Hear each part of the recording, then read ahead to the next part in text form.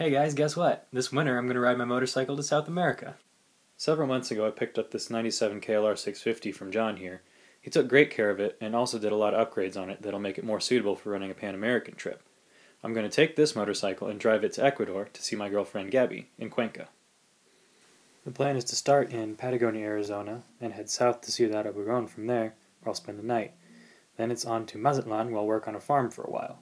Over to Durango, where hopefully I can find someone to couch surf with, and down to San Luis Potosí, where I'll see my friend Maria. Then Mexico City, where I'll see some friends and some pyramids and some other awesome things, and then over to Jalapa, where I'll visit my friend Eugenia.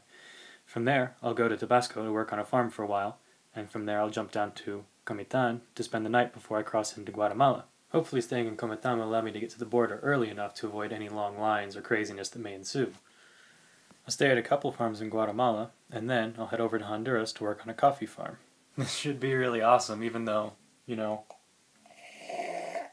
don't really drink coffee. Then it's on to Nicaragua, where I'll visit a couple more farms, and then Costa Rica.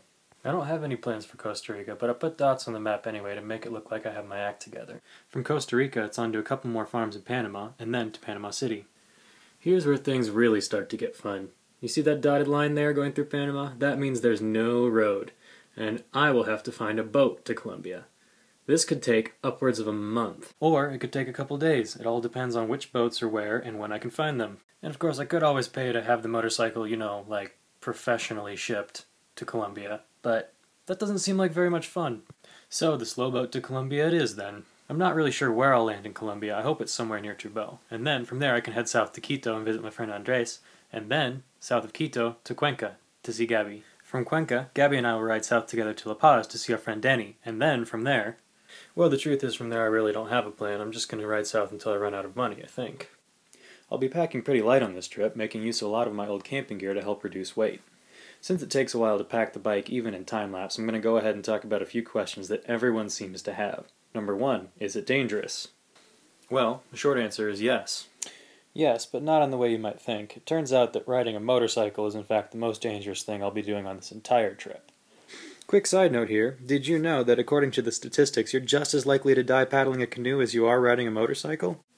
I'm not trying to minimize the very real danger of a Pan-American journey, but the general consensus among experienced travelers is that if you keep your wits about you and don't go looking for trouble, you should be fine. I know, there are exceptions, but I'm much more likely to be killed in just a normal motorcycle accident than I am to be the victim of any random acts of violence. I'm sure that's really going to reassure my family, right?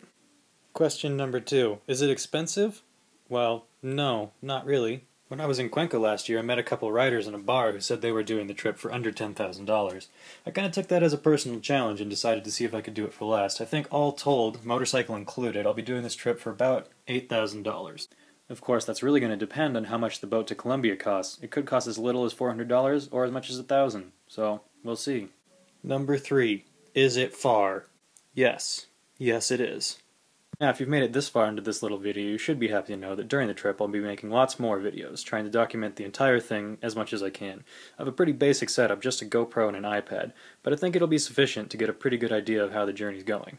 So, if you want to see the rest of this story, you can subscribe to my YouTube channel. There should be a couple videos before I leave in January, and then after that a lot more. See you then.